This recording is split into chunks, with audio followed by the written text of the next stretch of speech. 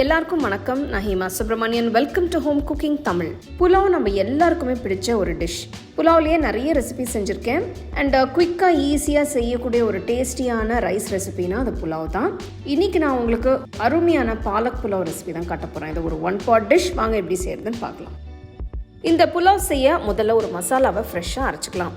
ஒரு பேனில் 1 டீஸ்பூன் எண்ணெயை ஊற்றி அதில் 2 சின்ன துண்டு பட்டை, 3 லவங்கம், 1/2 டீஸ்பூன் மிளகு, 2 ஏலக்காய், 1/2 டீஸ்பூன் சோம்பு, 1/2 டீஸ்பூன் சீரகம் இதெல்லாத்தையும் சேர்த்து நல்லா ரோஸ்ட் பண்ணுங்க.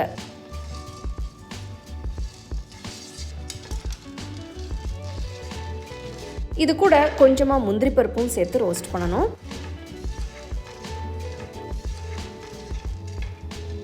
முந்திரி பருப்பு வறுப்படும் போதே கீர்ன 3 பச்சை மிளகாய், 1 துண்டு நறுக்கின இஞ்சி, 4-5 பல்லு பூண்டு சேர்த்து வறுத்துக்கலாம். இது கூட தேங்காயை சின்ன சின்ன துண்டாக நறுக்கி சேர்க்கலாம். இது ஒரு 1/4 முடி தேங்காய் அளவு இருக்கும். நான் நிறைய புலாவ் ரெசிபிஸ் பண்ணியிருக்கேன். சில ரெசிபிஸோட லிங்க்ஸ் நான் ஷேர் பண்ணுறேன், அதையும் நீங்கள் பார்த்து செய்யலாம். 1 கையளவு ஃப்ரெஷ்ஷான கொத்தமல்லி இலை, 1 கையளவு ஃப்ரெஷ்ஷான புதினா, 1 கையளவு ஃப்ரெஷ்ஷான பாலக்கீரை சேர்த்து அதையும் நல்லா வதக்குங்க. ஸ்டோவை மீடியம் ஃப்ளேம்லேயே வச்சு நல்லா மிக்ஸ் பண்ணுங்கள். இது எல்லாத்தையும் நல்லா வதக்கி அரைச்சி நம்ம புலாவ் பண்ண போகிறோம். வாசனையும் டேஸ்ட்டும் ரொம்ப நல்லாயிருக்கும்.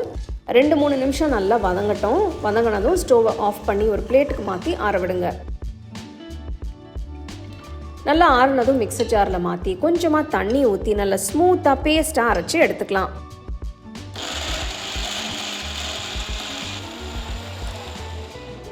புலாவுக்கான மசாலா பேஸ்ட் தயாராகிடுச்சு. ஒரு பவுலில் எடுத்து வச்சிடலாம். ஒரு ப்ரெஷர் குக்கரில் 1 டேபிள் ஸ்பூன் எண்ணெய், 2 டேபிள் ஸ்பூன் நெய் ஊற்றிக்கலாம். நெய் உருகினதும் 2 பிரியாணி இலை, 2-3 கிராம்பு, 2 ஏலக்காய், 1 துண்டு பட்டை, 1 அன்னாசி பூ, ஜாவித்ரி சேர்த்து எண்ணெயில் நல்லா ரோஸ்ட் பண்ணிக்கலாம். இது கூட ஒரு பெரிய வெங்காயத்தை மெலிசா நீல வாக்கில் நறுக்கி சேர்க்கிறேன். வெங்காயத்தை நீங்கள் இப்படியும் கட் பண்ணி சேர்த்துக்கலாம், இல்லைனா பொடுசாக கட் பண்ணி கூட நீங்கள் யூஸ் பண்ணிக்கலாம்.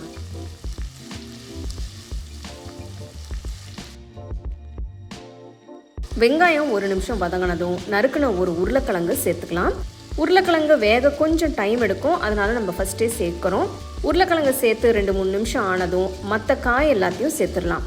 நறுக்குன ஒரு கேரட், நறுக்குன பீன்ஸ், காலிஃப்ளவரை சின்ன பீசஸாக கட் பண்ணி சேர்த்துக்கலாம். 1/4 கப் பச்சை பட்டாணி சேர்த்து எல்லாத்தையும் நல்லா மிக்ஸ் பண்ணி வதக்குங்க. எல்லா காயும் நல்லா வதங்கட்டும். ஒரு 2-3 நிமிஷம் நல்லா வதக்குங்க.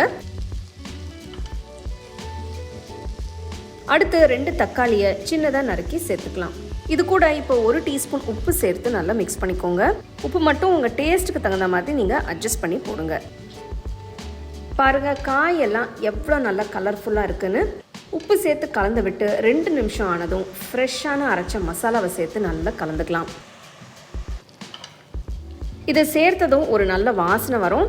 இந்த மசாலாவை நம்ம ஃப்ரெஷ்ஷாக அரைச்சி சேர்க்கறதால வாசனையும் டேஸ்ட்டும் ரொம்பவே நல்லாயிருக்கும். மசாலா சேர்த்ததும் ஸ்டோவை லோ ஃப்ளேமில் வச்சு நல்லா மிக்ஸ் பண்ணுங்கள். பச்சை வாசனை போகிற வரைக்கும் நல்லா வேகட்டும். நான் 1 கப் அளவுக்கு தண்ணி ஊற்றுறேன். இது 250 ml கப். இப்போ காய் வேக மட்டும்தான் நான் தண்ணி ஊற்றிருக்கேன். ஒரு 5 நிமிஷம் வெந்தால் போதும்.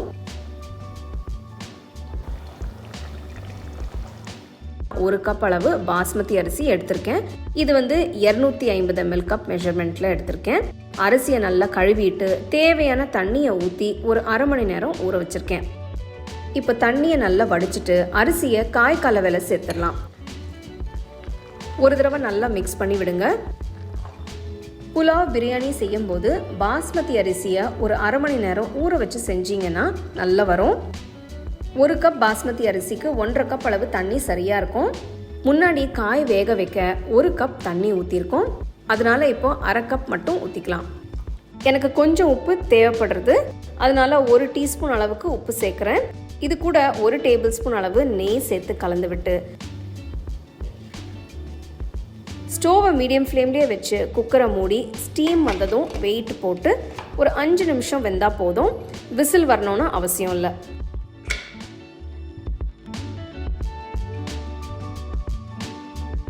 அஞ்சு நிமிஷம் ஆனதும் ஸ்டோவை ஆஃப் பண்ணிவிட்டு ப்ரெஷர் ரிலீஸ் ஆனதும் குக்கரை ஓப்பன் பண்ணி பார்க்கலாம்.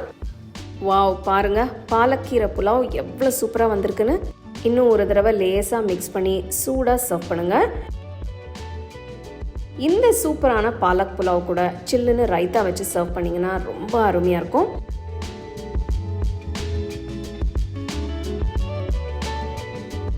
வாவ், டேஸ்ட் அட்டகாசமாக இருக்குது. பேசிக்காக புலாவ்ஸ்னால் எனக்கு ரொம்ப பிடிக்கும். ஸோ அது ரொம்ப என்ஜாய் பண்ணேன். ஹெல்த்தியான இந்த பாலக் புலாவை நீங்கள் கண்டிப்பாக செஞ்சு பாருங்கள். இதை நீங்கள் லஞ்சுக்கோ இல்லைன்னா டின்னருக்கு எப்போ வேணும்னாலும் செய்யலாம். வீட்டில் எல்லாருமே ரொம்ப என்ஜாய் பண்ணுவாங்க. கண்டிப்பாக ட்ரை பண்ணி உங்கள் ஃபேமிலி ஃப்ரெண்ட்ஸோட ஷேர் பண்ணுங்கள்.